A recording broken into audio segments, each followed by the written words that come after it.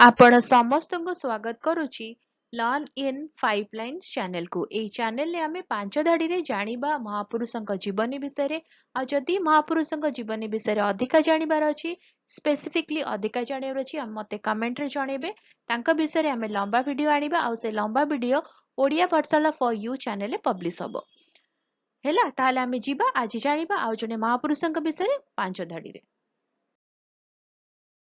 ଲଲତେନ୍ଦୁ ବିଦ୍ୟାଧର ମହାପାତ୍ର ଓଡ଼ିଶାର ଜଣେ ରାଜନେତା ଥିଲେ।